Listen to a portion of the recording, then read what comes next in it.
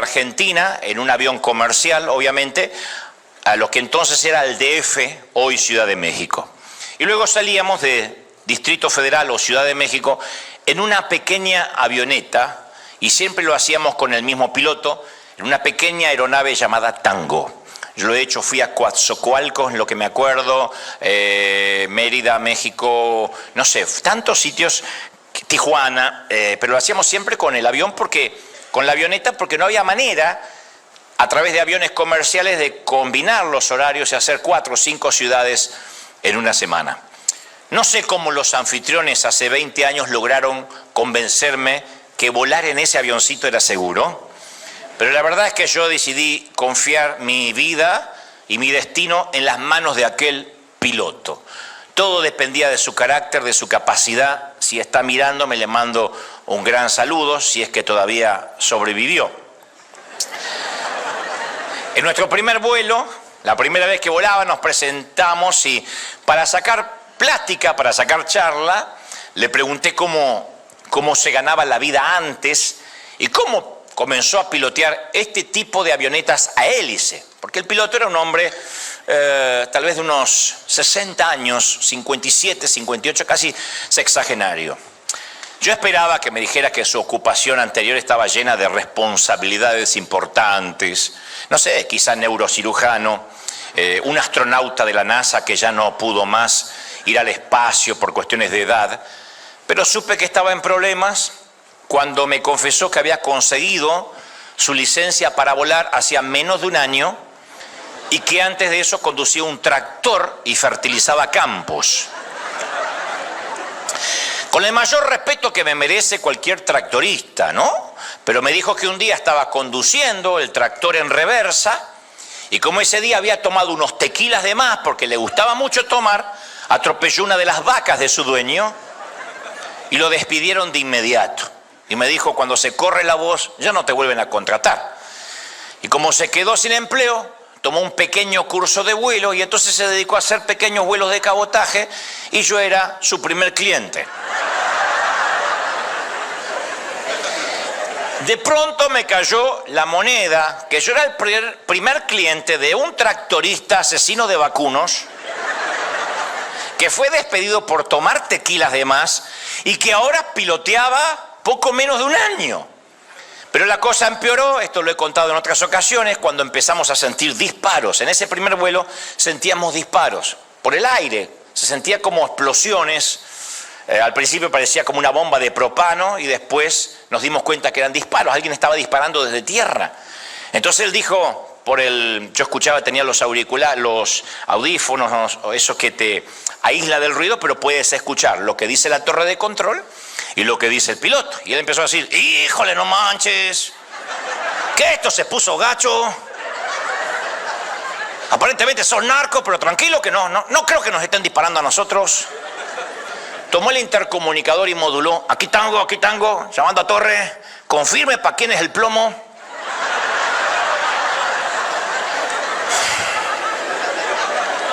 Casi me infarto ahí mismo. Dije, ¿cómo estoy acá? ¿Por qué llegué acá? ¿Por qué acepté la invitación? Si Coatzacoalcos puede sobrevivir sin mí. Y el tipo me miró y me dijo, mire, la neta es que no nos vamos a enfrentar a nada con lo que yo no haya lidiado antes. Esto es México, mano. Confíe en mí y disfrute el vuelo. Ah, sí, cómo no. Me dice, haga lo que usted sabe hacer. Haga algo religioso, que yo me dedico a volar. Cuando me dijo, haga algo religioso, casi levanto una ofrenda.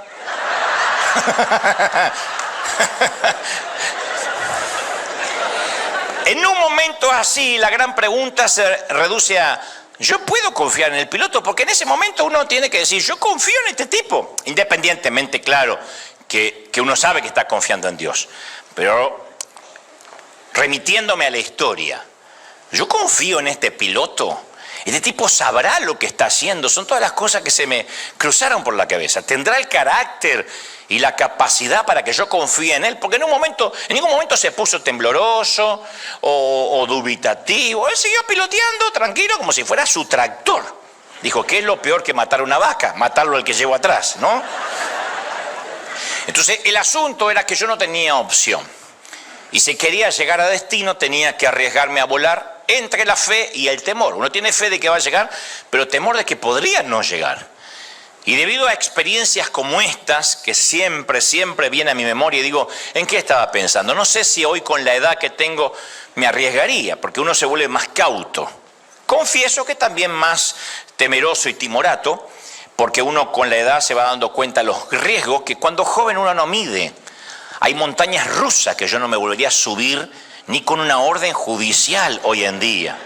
Porque hay un cartelito que dice, si usted sufre del corazón o cree que sufre del corazón, esto no es para que suba. Claro, ¿y cómo uno se entera que sufre del corazón? Allá arriba.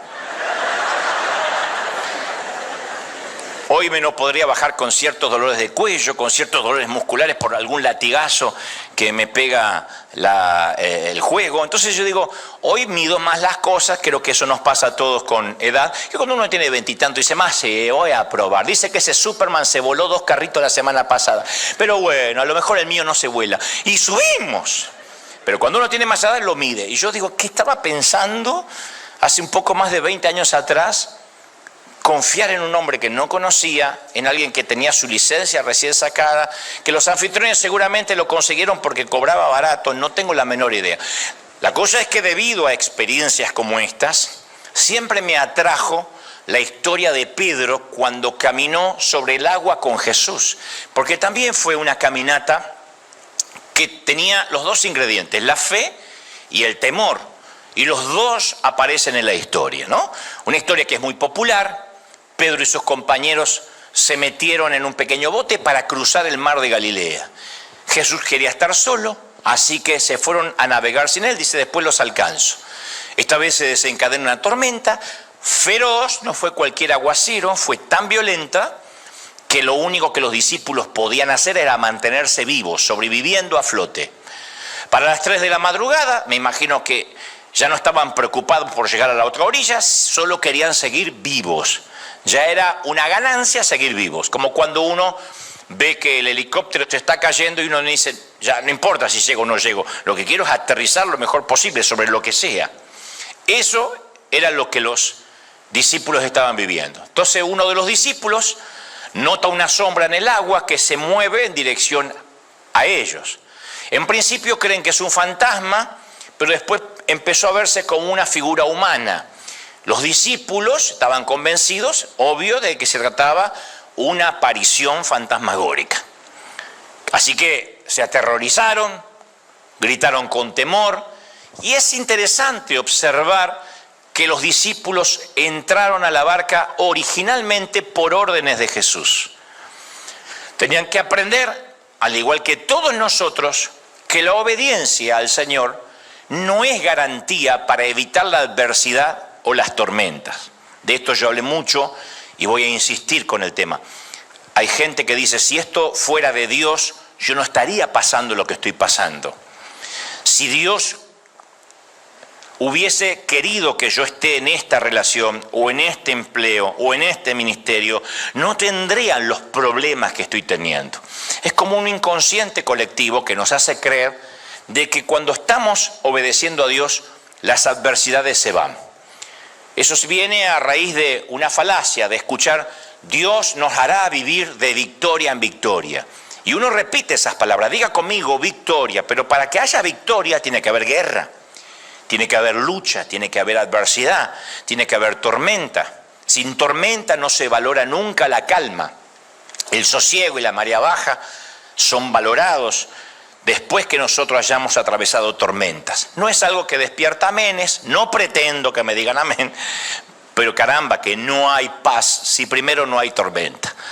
Estos muchachos tenían que aprender que estaban cerca del piloto y que ese piloto era el que estaba al mando, que aunque no veían al piloto, el piloto estaba al mando y tenían que confiar en él. De eso se trata, el Señor se le aparece y se confían en mí, muchachos.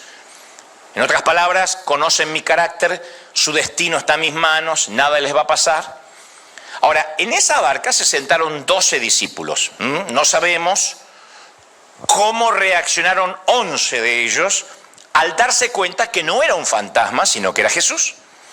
Tal vez reaccionaron con admiración, o con incredulidad o con ambas, ¿no? Entre la admiración y la incredulidad.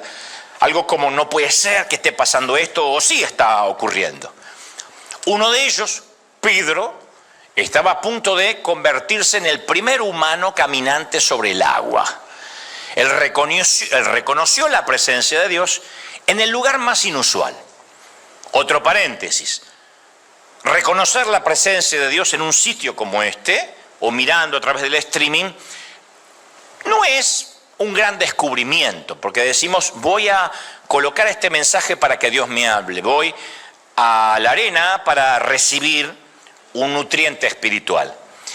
Reconocer a Dios en lugares inusuales, como puede ser un hospital, los pasillos de un hospital, en el peor de los casos la cama de hierro de un hospital, la grama recién cortada de un panteón, de un cementerio, reconocer a Dios ahí, reconocer a Dios en la sala de quimioterapia, la sala de diálisis, es una tarea mucho menos frecuente que cuando decimos sentí la presencia de Dios hoy mientras cantábamos.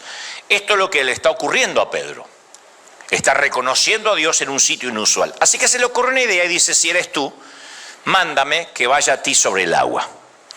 Si eres tú, ¿por qué no me haces que yo camine también?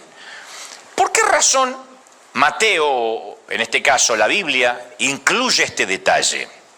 Que Pedro dice, si eres tú, envíame a caminar contigo. Digo, ¿por qué Pedro simplemente no se zambulló esperando que pudiera caminar sobre el agua? ¿Por qué no se tiró de la barca sin decirle, si eres tú, mándame, dame la orden? ¿Por qué pide una orden?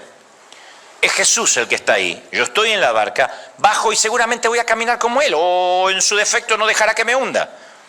¿Por qué Pedro está pidiendo una orden? Dame una orden. Y yo creo que esto es por un motivo muy importante. Esta no es una historia de cómo correr riesgos. Se trata, en esencia, de un relato acerca de la obediencia. No de correr riesgos porque sí, de la obediencia. ¿Qué significa? Que tenemos que discernir siempre entre un llamado auténtico y genuino de Dios y lo que puede ser simplemente un necio impulso nuestro o una mera estupidez atrevida. Hay mucha gente que se hunde por bajar de la barca y no se hunde por falta de fe, sino porque nadie le ordenó que bajara de la barca. Y se mandó. Eso se llama estupidez viral o estupidez aprendida. Gente que dice, bueno, yo creí en fe y dejé el trabajo y que Dios me mantenga. Y no te mandó nadie. Esto que te voy a contar ahora, Dios sabe que no es ni un paso de comedia, ni le estoy agregando una cosita para que sea más cómico. Nunca hago esta aclaración, pero ahora es necesaria aclararlo porque después me preguntan, no puede ser.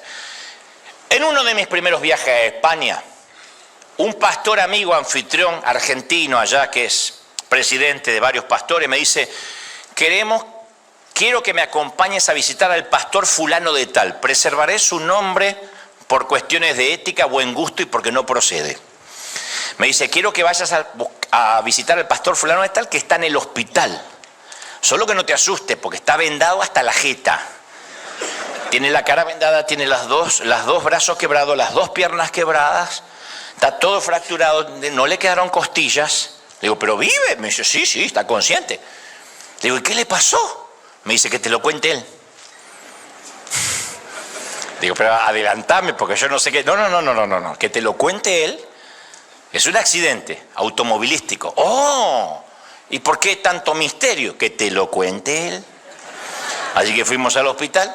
Este pastor argentino, sabiendo lo que iba a ocurrir, me dice, bueno, los dejo solo para que platiquen, para que hablen, y se va. Entonces le digo al pastor, ¿cómo te sientes? Digo, dentro de todo lo que te veo, pobre pastor, era la momia, no se podía mover. Me dice, pues que Dios me ha fallado. Ok. Y bueno, sí, es la pregunta que, es el razonamiento, la conclusión a la que uno llega cuando pasan estos infortunios. Me dice, no, pues que me ha fallado de verdad. Mire, yo venía de predicar. Y había predicado en 4 lugares sin parar, así a lo Dante, como te contó recién. Dice, prediqué martes, prediqué miércoles, prediqué jueves, prediqué viernes. Y viernes prediqué muy lejos y fui con mi auto. Y cuando volví, esto estaba acá tan cansado tan cansado que si paraba para dormir, no llegaba al servicio el otro día. Entonces solté el volante, me puse a dormir y dije, ángeles, manejen.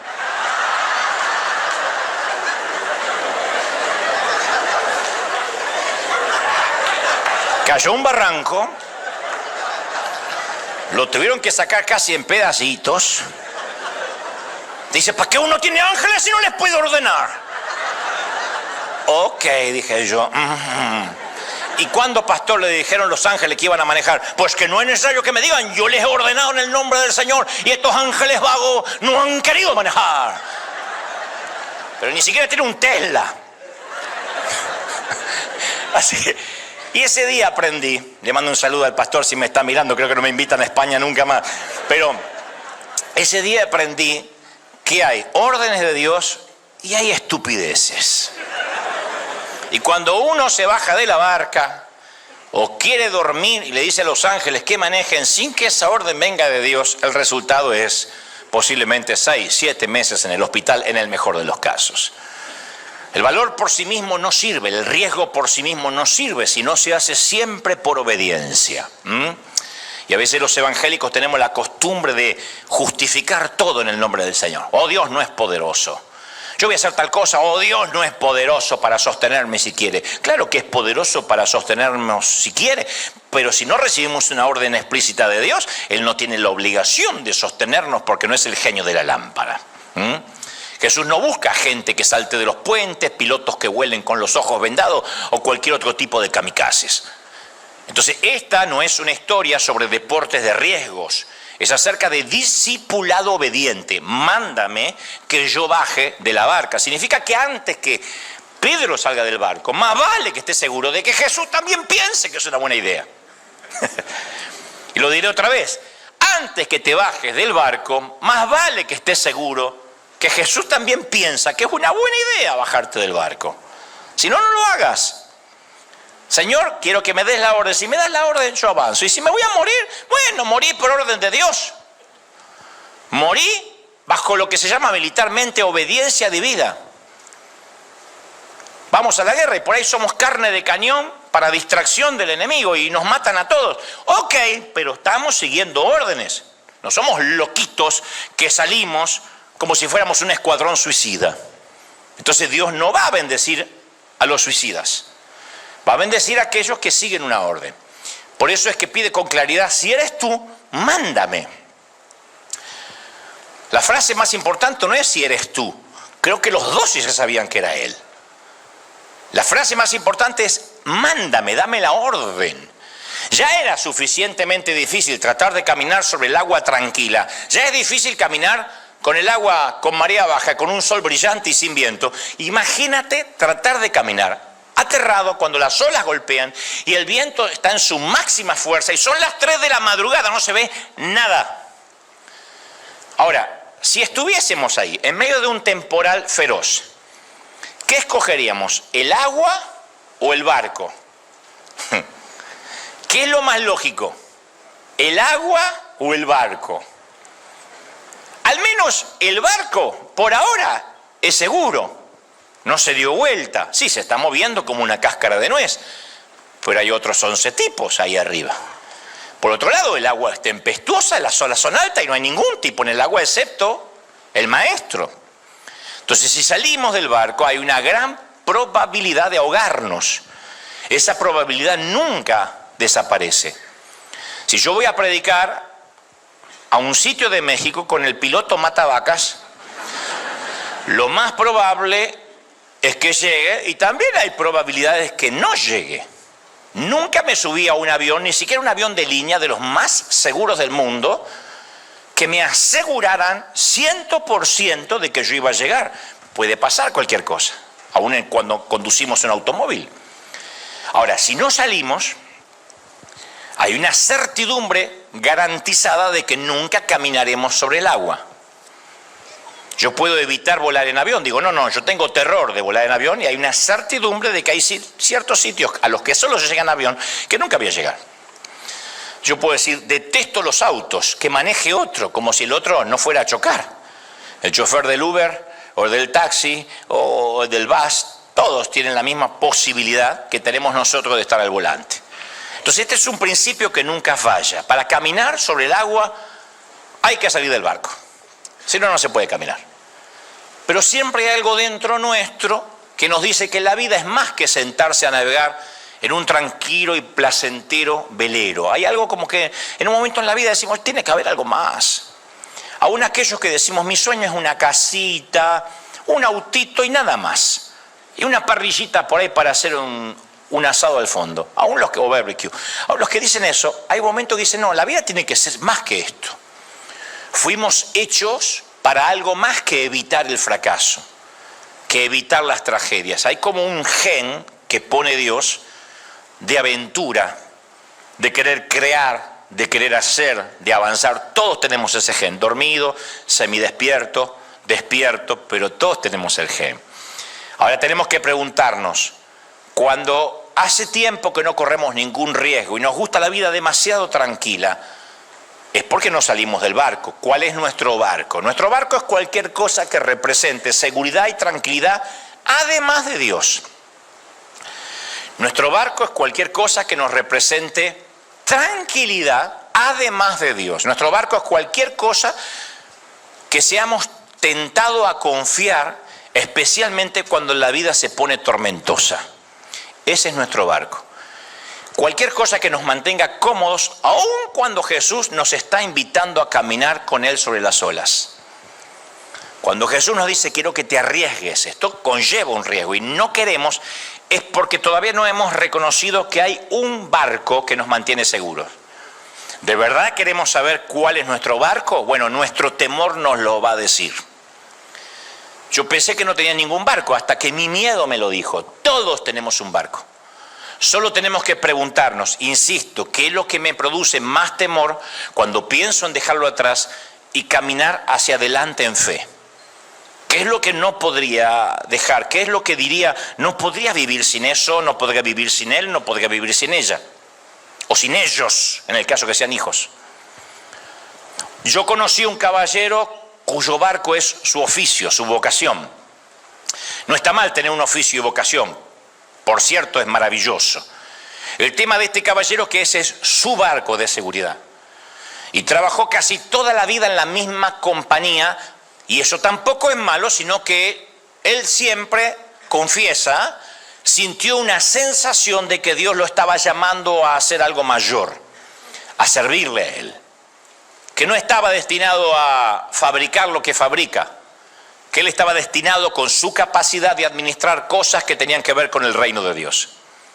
Sin embargo, él cayó su conciencia durante años, ofrendando grandes cantidades de dinero a la iglesia, pero nunca pudo quitarse de encima el temor de que nunca se atrevió a seguir su llamado y sabe que quizás ahora es tarde. Él sí recibió la orden, baja, y él no quiere obedecer, y algo lo carcome por dentro y ahora dice, soy un tipo grande, pasé la mediana edad y no sé si ahora tengo ganas, con nietos, de correr un riesgo que debía haber corrido antes. Conocí una dama cuyo barco es su relación.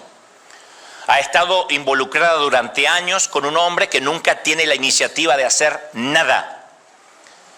Y está bien que todas las damas tienen cierto instinto maternal, a veces quieren ser un poco hijas, casi como un juego de ese hombre. Hay momentos que necesitan ser contenidas, cuidadas, escuchadas.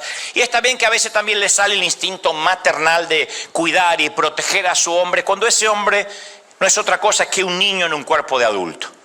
Pero cuando el patrón es continuo y la esposa, en lugar de tener un hombre, tiene un niño al que criar toda la vida, que si no lo empuja no va a trabajar, que si no lo empuja no va a buscar empleo, que no tiene iniciativa de nada, que evita hablar acerca del futuro y que en todo caso, en el peor de los casos, hace sentir a la dama como un simple objeto que usa cuando tiene ganas, esa dama se empieza a hartar. En este caso ella sabe que no tiene futuro, pero no cree que pueda manejar la situación de perderlo. Y su barco está tambaleándose mucho hace años, pero tiene demasiado miedo para dejarlo, siente que lo peor sería estar sola. De manera que aunque su esposo la engañe y aunque sea el peor, ella va a continuar porque de alguna forma ese es su barco. El barco que le simboliza legalidad en el país, el barco que le tipifica tranquilidad cierta, económica, y se pregunta, ¿y a dónde voy a vivir? No lo sé, pero lo que estás viviendo es un infierno seguro, pero un infierno al fin. Aquello puede que sea un infierno probable o tu salvación. Conocí a un pastor que está al frente de una congregación que está plagada de divisiones y chismes. Por eso dicen pueblo chico, infierno grande.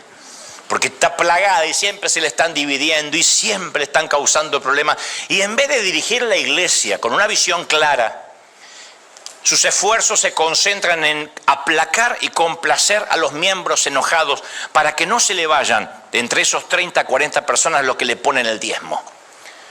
Pero nunca va a cambiar, este hombre nunca va a cambiar porque ese es su barco y ese es su estilo para estar al timón. Aplacar y tener felices a los que están dentro. Si cambia o lo deja, cree que no sabría qué otra cosa hacer. Así que ese es su barco. Sabe que no está produciendo, que no es efectivo, que no está creciendo, pero es su barco, su barquito, su iglesita. Todos los domingos le dicen pastor y una vez al año le festejan el cumpleaños. Es su barquito. Conozco a alguien más cuyo barco es un secreto, la pornografía. Él dice que es una adicción inofensiva, un desahogo, un desfogue. Nada que le haya costado su matrimonio o su trabajo hasta ahora, pero nadie lo sabe. Teme admitirlo, pero el secreto lo está matando y es su barco, es su refugio. Eso es su barco. El barco de una muchacha que conozco es su madre. Con el objeto de hacerla feliz, ella lo intenta todo.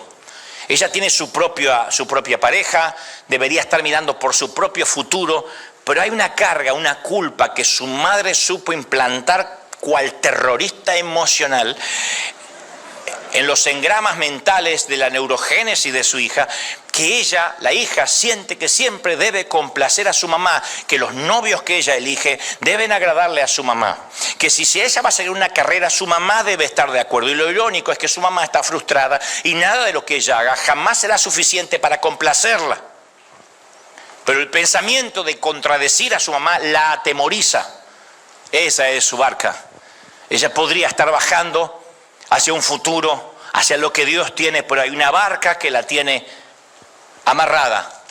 Esto no es lo mejor, no es la vida que soñaba, pero es una vida. Para el joven rico de la Biblia, su barco fue el éxito. En su caso tenía un yate, navegaba muy bien y le gustaba demasiado como para dejarlo. A veces me pregunto qué pensó el joven rico cuando llegó al final de su vida, cuando ya era un anciano y su cuenta bancaria, su portfolio de acciones y su vitrina de trofeos estaban llenos. Digo, ¿recordaría alguna vez el día en que el propio Jesucristo lo llamó a apostar todo a favor del reino de Dios y él dijo, no? Ahora que tiene que irse a la eternidad y tiene que irse desnudo tal como llegó, ¿se habrá preguntado si valió la pena acumular cosas? Porque se olvidó que por la ley de entropía todas las cosas se van a volver pútridas en la gran democracia de la descomposición. Conozco a mucha gente que decide no dejar el barco. Dice, no, yo me quedo en el barquito. Ni siquiera tienen el valor que tenían hace unos años cuando algunos cruzaron la frontera en busca de un futuro mejor. Inmediatamente el sistema los envolvió y hoy lo que están cuidando con locura es el crédito, el auto, el seguro médico, cosas que a lo mejor algunos de nosotros ni teníamos. Y no digo que estén mal implícitamente, digo, no las teníamos y aún así avanzábamos. Yo recuerdo llegar a este país contratado como el pastor hispano en la Catedral de Cristal, donde los anglos manejaban la economía. Y cuando yo decía quiero evangelizar o queremos estar en televisión para que la iglesia crezca o hacer campañas, me reunían con un tesorero o con un contador y el contador decía, vamos a ver la planilla Excel y vamos a ver qué presupuesto tenemos y en base al presupuesto es lo que podrás hacer. Estos son los Estados Unidos de América. Y yo dije, ok, no vengo acá a implementar mi cultura hispana en la Unión Americana, estoy de acuerdo, pero después de 3, 4 meses, donde si no había presupuesto para papel higiénico, no se podía ir al baño, empecé a darme cuenta que Dios no es una planilla Excel. Que estuve 40 años en mi Argentina viviendo en fe, sin planilla Excel, sin contadores, confiando en que Dios decía, baja del barco que yo estoy contigo.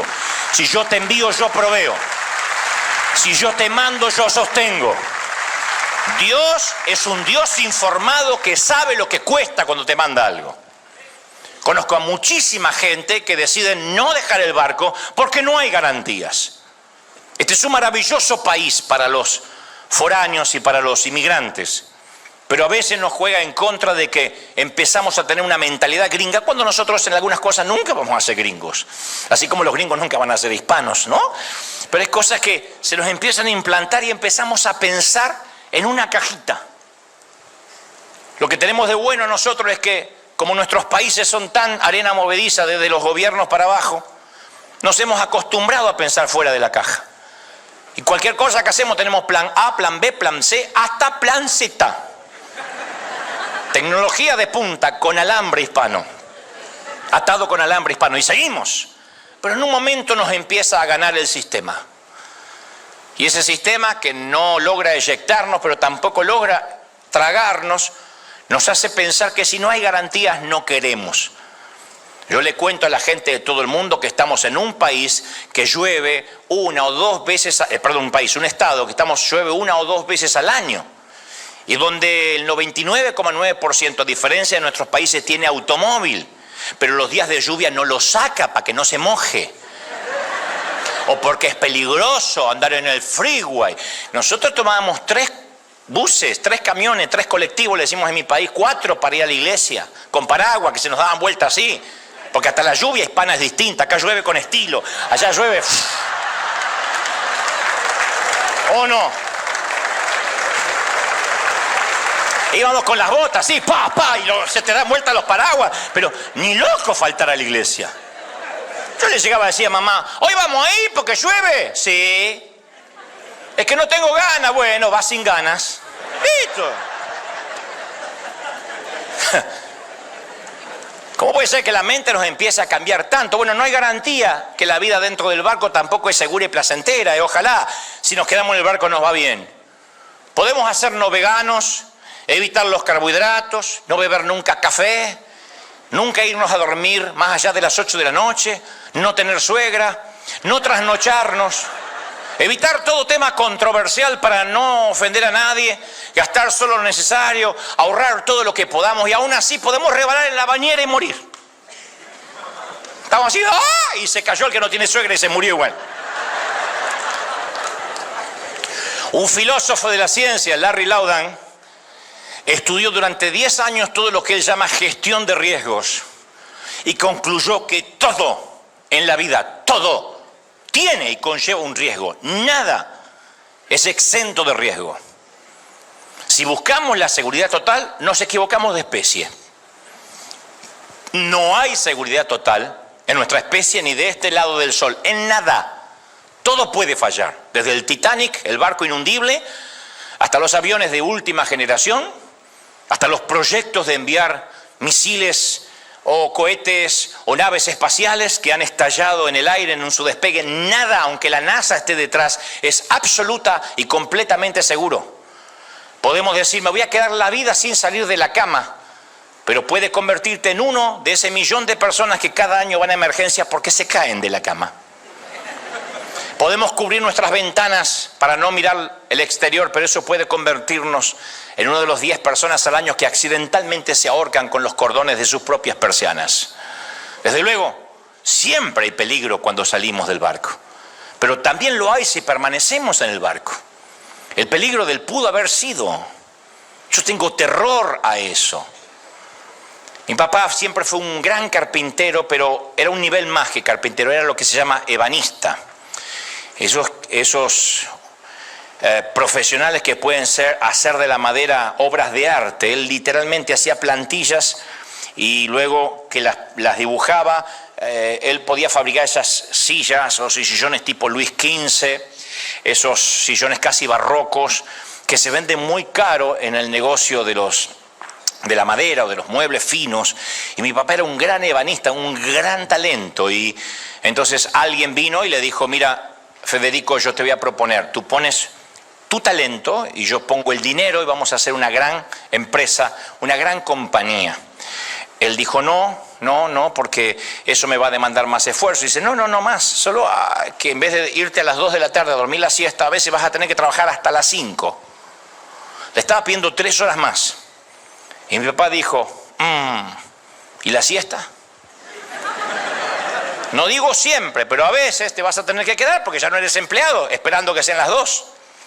A veces cuando hay que entregar un lote o hay que entregar una partida, vas a tener que quedarte, es lo único. Pero al principio, después tendremos empleados que aprendan tu oficio. Y él dijo, ok, déjamelo pensar. Finalmente dijo, no, yo prefiero la siesta. Además, es complicado. ¿Y si sale mal? Bueno, el resultado, que este caballero, al ver que mi papá no aceptó, se lo propuso a otro carpintero con mucho menos oficio y mucho menos talento. El resultado es que hoy son millonarios, tienen una cadena de carpinterías en todo el mundo, Rallini Furniture, y son millonarios, y sus hijos son millonarios.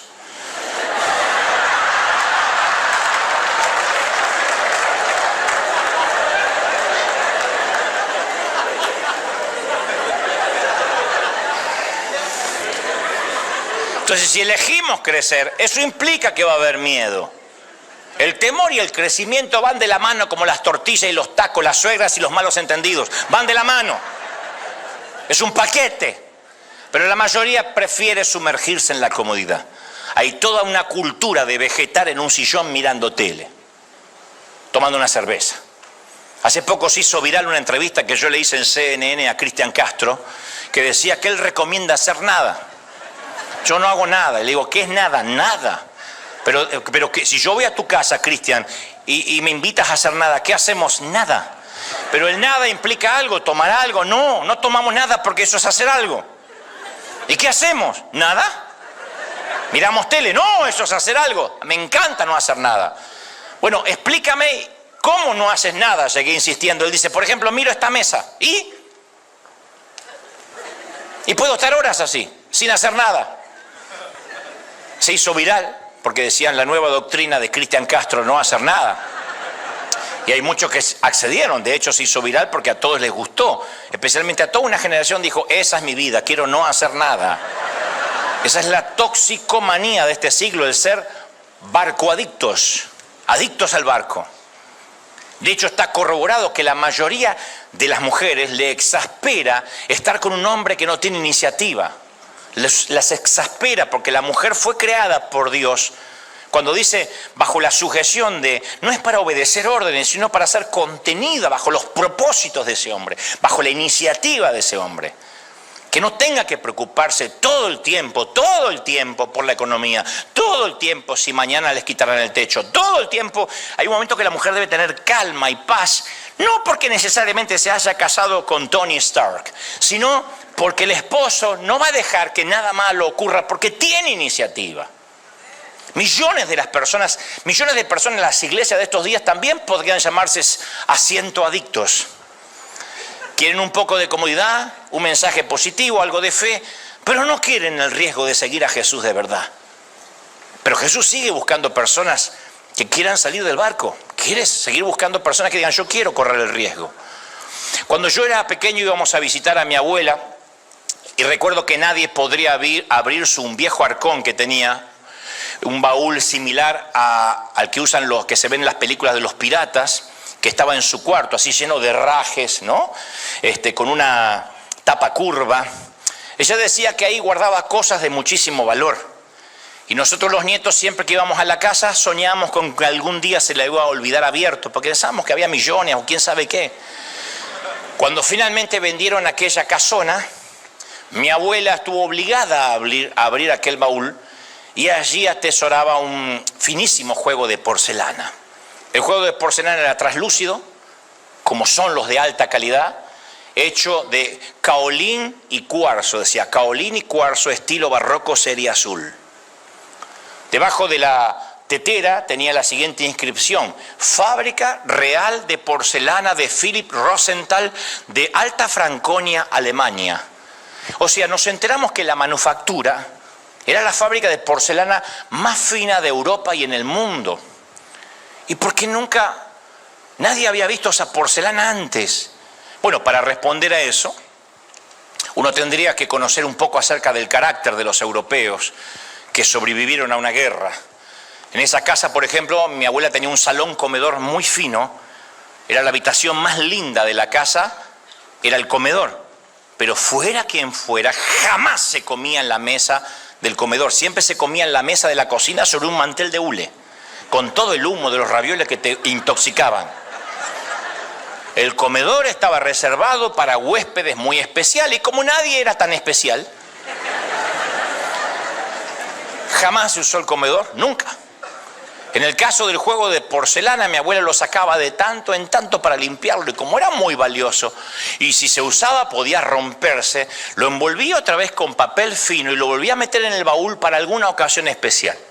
Luego nos enteramos que ella de tanto en tanto decía, hoy me toca limpiar la porcelana, y la limpiaba para guardarla, porque nunca llegó la ocasión de usarla.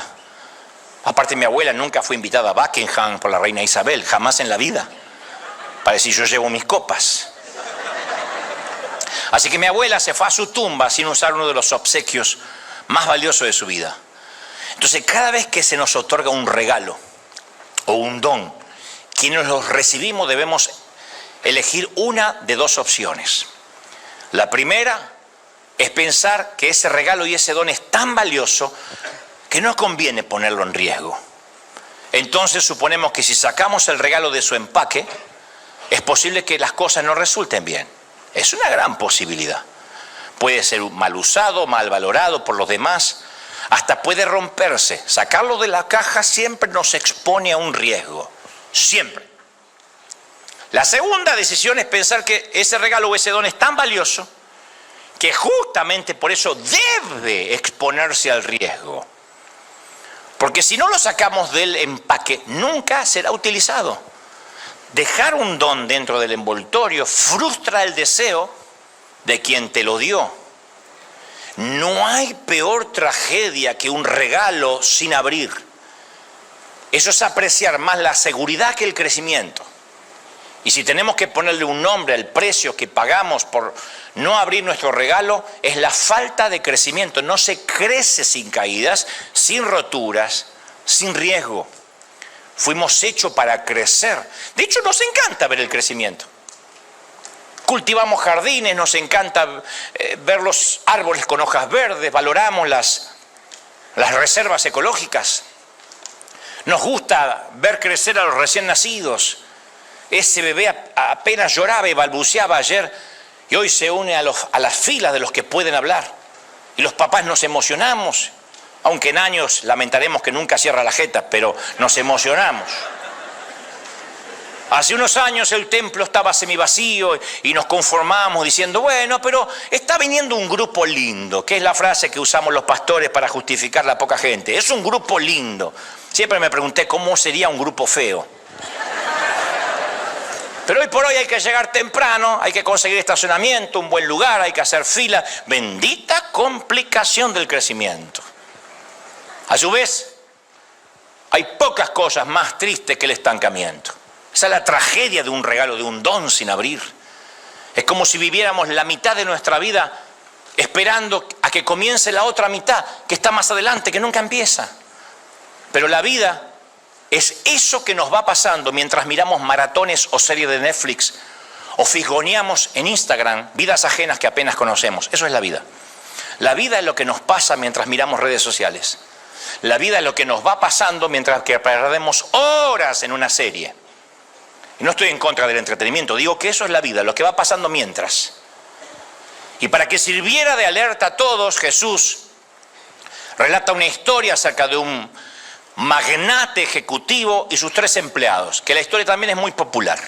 La historia aparece en Mateo 5:14 y relata cómo cada uno de ellos se les da una generosa oportunidad de bajar del barco. El patrón reúne a 3 empleados, les encargó sus bienes. El patrón le dio al primero 5 talentos, 2 al segundo y 1 al tercero. Un talento es la manera de cuantificar el dinero equivalente a 15 años de salarios. O sea, no era un aguinaldo, dividió sus bienes, su herencia, 15 años de salario. En ese tiempo la gente vivía al día, por lo tanto acumular solo un año completo de salario significaba una riqueza fabulosa. Así que las cifras de las que Jesús habla son siderales y asombrosas. Este magnate era Jeff Bezos, Elon Musk o Mark Zuckerberg.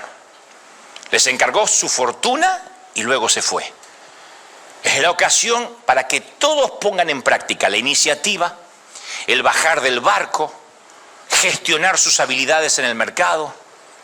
Porque cuando uno recibe una herencia grande y fue un trabajador toda la vida, un empleado que vivía al día, al cheque, y te dan una fortuna, esa fortuna se puede dilapidar en menos de 3 meses o aprendes a gestionar y cómo se trabaja el dinero. Sé que están pensando, a mí dame dinero y vas a ver cómo sé qué hacer. No, si no, no habría ganadores de la lotería que volvieron a la pobreza. Futbolistas, boxeadores que por no tener un manejador del dinero volvieron a ser tan pobres como antes después de haber ganado fortunas. No todos pueden manejar una gran pesca. Este es un acto de generosidad y confianza sin precedente lo que el Señor cuenta. Es una oportunidad vocacional, organizacional y financiera, y hasta ese momento estos tipos solo recibían órdenes: vaya para allá, estacióneme el caballo, meta la vaca para adentro, corra la gallina, alimente los chanchos. Su vida era rutinaria, predecible, segura, sin autoridad, pocos recursos, responsabilidad limitada. Hay gente que le encanta la responsabilidad limitada. ¡Qué lindo! Yo a las 5 de la tarde me voy y hasta el otro día no me acuerdo del trabajo. Bueno, así va a vivir. Nadie que no sea 24/7 va a tener más dinero del necesario. De repente cambian su destino para siempre esta gente. Tal vez el primer empleado llegó a la mujer y le dijo: gorda, nunca estuve vieja en una posición así para planificar nada. Vamos a correr riesgo, ¿entendés? Yo está bien, no teníamos hambre, pero anhelábamos algo más. Y vos sabés que el jefe hoy hizo algo que nunca pensé que hiciera. No sé si porque no tiene hijo, porque se peleó con la mujer, pero me llamó a su oficina. Me hizo un guiño del escritorio y me encargó gran parte de su fortuna. A mí me pareció increíble que tuviera fe en mí. Esta es una oportunidad tremenda. Y la mujer le dice: pero viejo, esto pasa en las películas. Sí, o en la vida real. El primer empleado se percata de que está recibiendo una delicada porcelana de caolín y cuarzo, estilo barroco, serie azul, con la inscripción Fábrica Real de Porcelana de Philipp Rosenthal, Alta Franconia, Alemania. Este empleado se da cuenta de que sería una locura permitir que cualquier cosa lo interfiriera. Porque es como que eres soltera y te manda un texto David Beckham o Brad Pitt, no te pones a orar. Brad Pitt dice: salimos, no oras. Si un argentino te ofrece cambiar una pupusa por un asado, no te pones a orar. Larga la pupusa.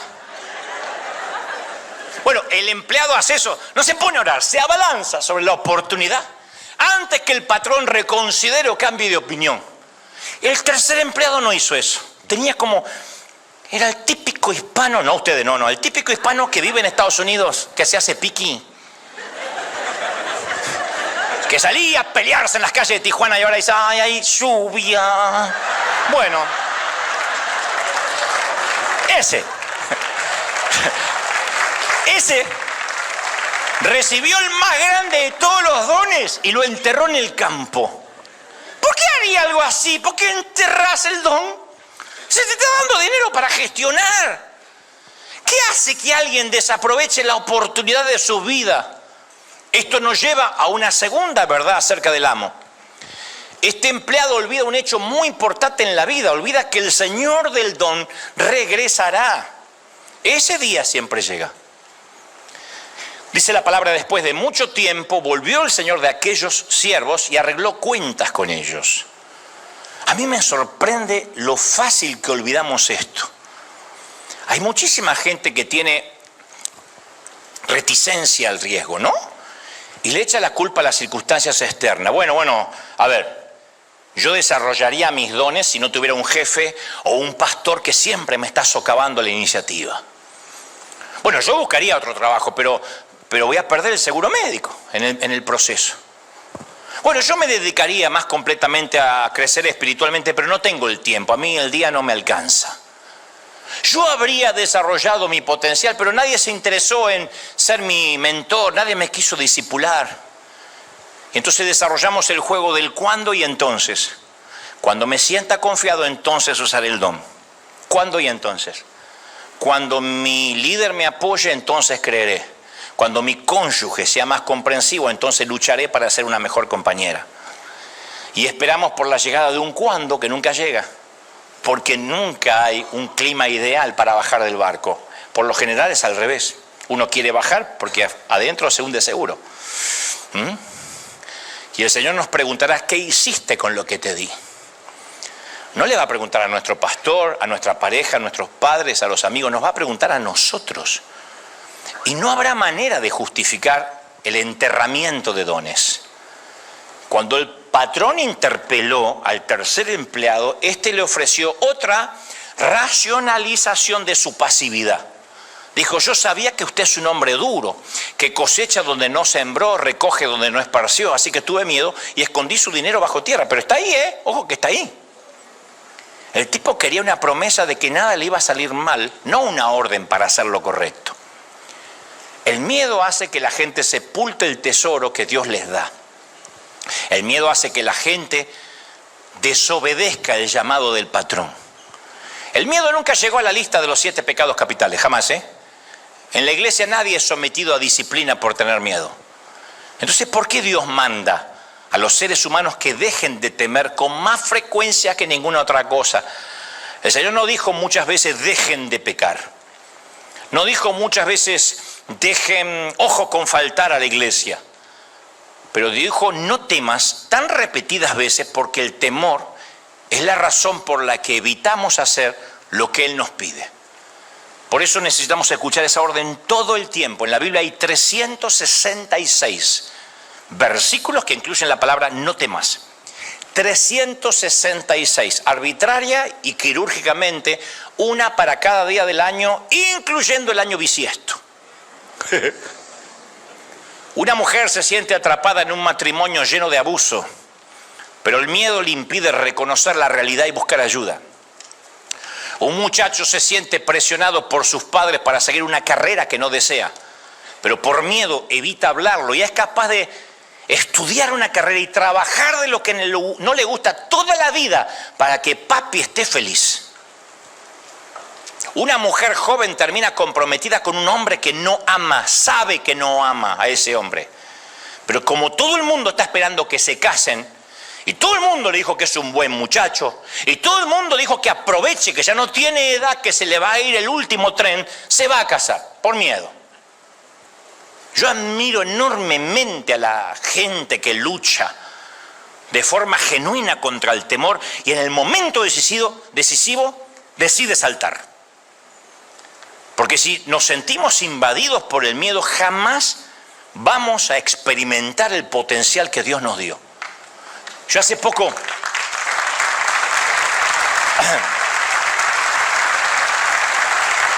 hablaba con alguien que fue llamado a hacer grandes cosas, una persona enormemente dotada, con muchos talentos, pero está siendo empleado en un lugar que lo está matando. No puede crecer, no siente ninguna pasión por lo que hace. Levantarse los lunes, no porque sea un flojo, sino que el domingo a la noche es su momento más depresivo porque detesta el lunes para empezar otra vez. No hay peor cosa que arrastrarse toda la semana esperando el sábado o el domingo. Le pregunté, ¿por qué seguís ahí? Y me dice, porque yo no tengo edad para arriesgarme. Pero en realidad tiene temor al fracaso. ¿Qué tal si intenta algo y no le resulta bien? ¿Qué tal si la gente piensa que está haciendo una estupidez? ¿Cómo se lo explica a los demás? Porque parece que más crecemos y más explicaciones queremos dar. En vez de comprar la libertad, compramos esclavitud. ¿Qué tal si resulta que no es tan talentoso como cree que es? Yo creo que en cierta forma extraña le tiene miedo a triunfar. Porque si gana, si triunfa, la gente también va a esperar más de él.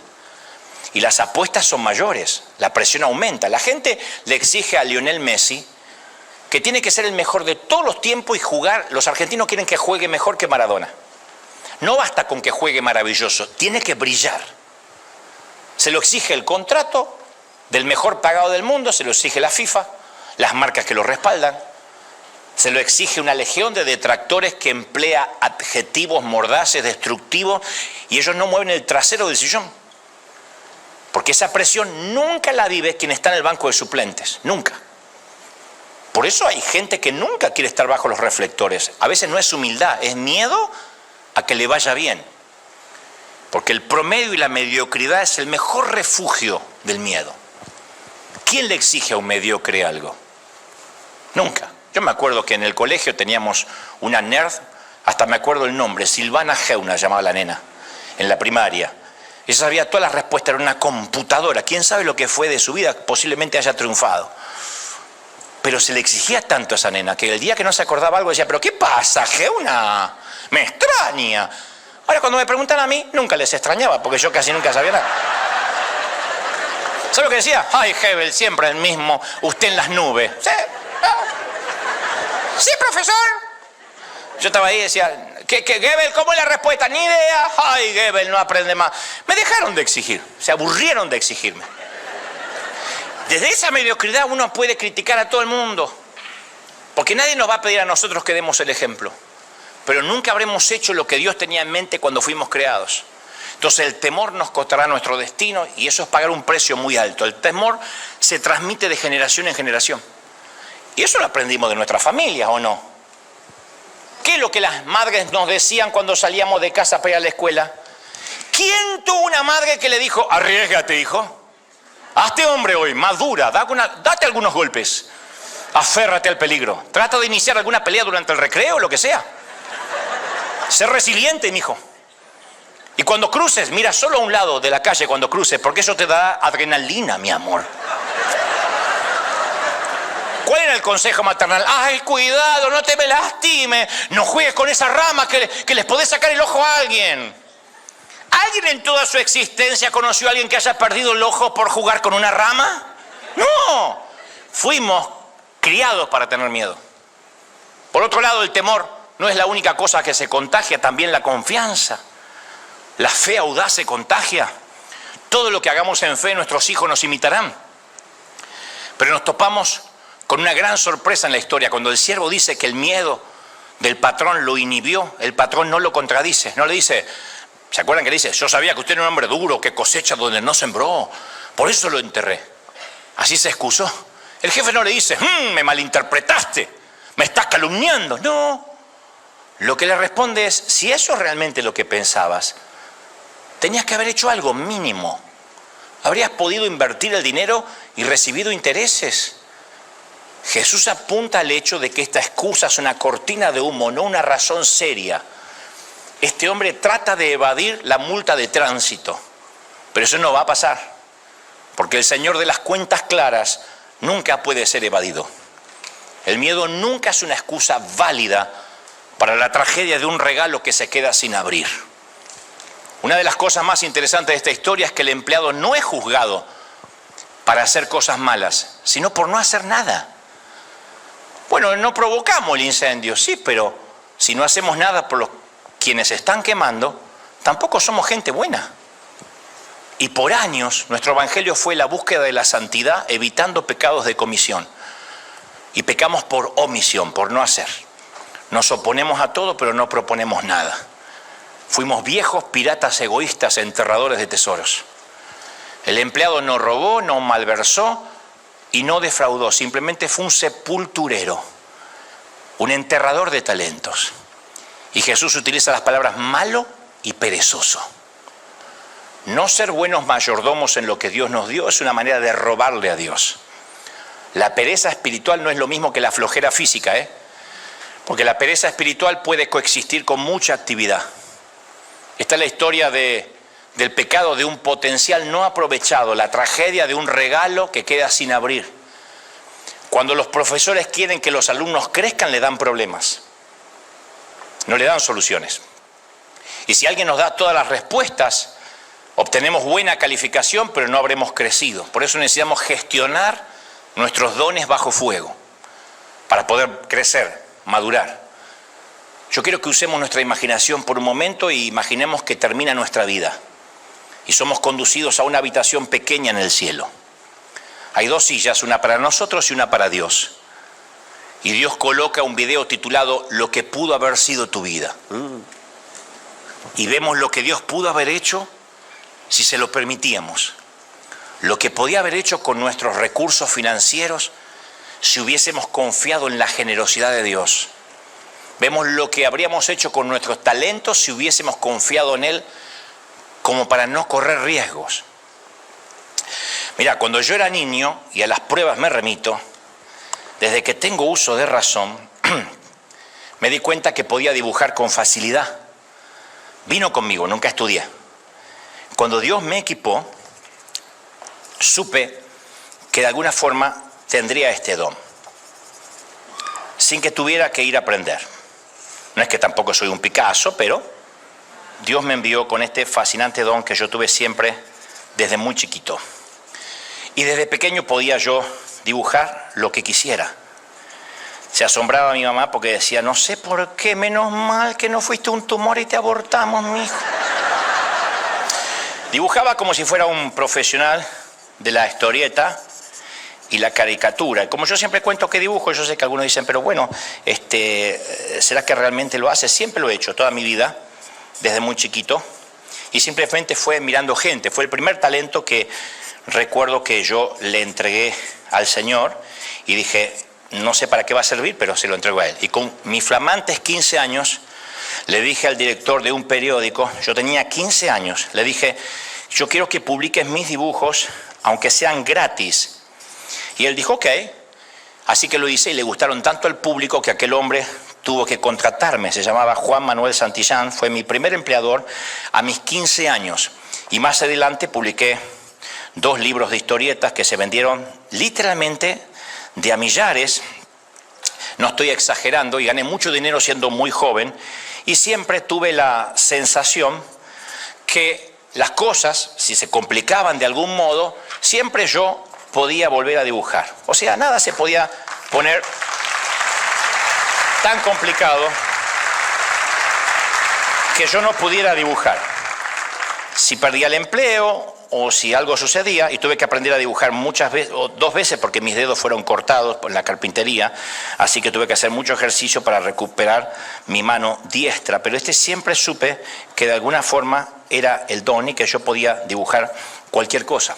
No he dejado de dibujar ni un solo día en mi vida, ya sea sobre una servilleta o mientras que hablo por teléfono, porque yo siempre digo, si algún día no me quieren escuchar más, puedo dibujar.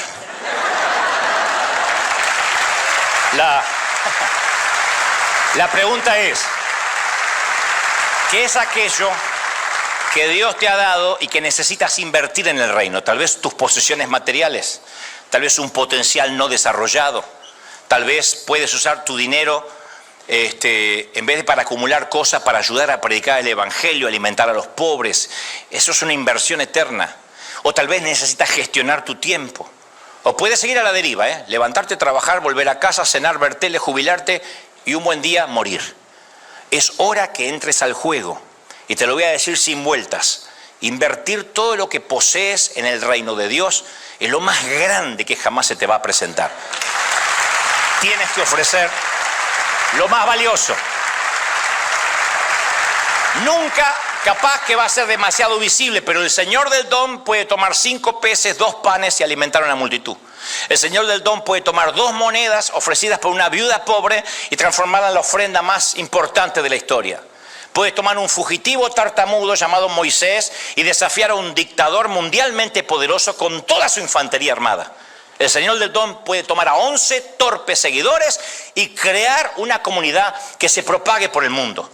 No tienes idea de lo que significa bajar del barco. Lo que sea, bajar del barco es maravilloso. Y para culminar, te voy a regalar un pequeño poema, quizás el más triste que jamás se haya escrito. Pero vale la pena, viene a cuento. En un principio se lo atribuyeron a Jorge Luis Borges, pero se cree que el autor real sería Don Herold. Y dice, si pudiera vivir nuevamente mi vida, trataría de cometer más errores. No intentaría ser tan perfecto, me relajaría más, tomaría muy pocas cosas con seriedad. Correría más riesgos, haría más viajes, contemplaría más atardeceres, subiría más montañas, nadaría más ríos, iría a más lugares donde nunca he ido y tendría más problemas reales que problemas imaginarios. Yo fui una de esas personas que vivió sensata y prolíficamente cada minuto de su vida. Y también era de esos que no iban a ninguna parte sin un termómetro, una bolsa de agua caliente, un paraguas y un paracaídas. Pero si volviera a vivir, viajaría más liviano. Comenzaría a andar descalzo a principios de la primavera y seguiría descalzo hasta concluir el otoño. Y a este poema yo le agregaría: cuando mire hacia atrás y vea una vida de conversaciones profundas, íntimas y sinceras que nunca tuve, grandes y sólidas oraciones que nunca hice, riesgos estimulantes que nunca corrí, regalos sacrificiales que nunca ofrecí y vidas a las que jamás toqué. Me sentiré triste porque me veré sentado en un sillón reclinable que hace ruido, con un alma marchita y un viejo televisor que me aburre. Y me daré cuenta que allá afuera había un mundo lleno de necesidad y un gran Dios que me llamaba a ser parte de algo más grande que yo mismo. Veo a la persona que pude haber sido, pero que no soy, porque me transformé en un sepulturero de dones, un viejo pirata enterrador de tesoros sin abrir. Una vida entera que era un juego de porcelana fina, translúcida, como suelen ser los de alta calidad, de caolín y cuarzo, estilo barroco seriazul, pero que ha estado tanto bajo tierra en el refugio de mis miedos.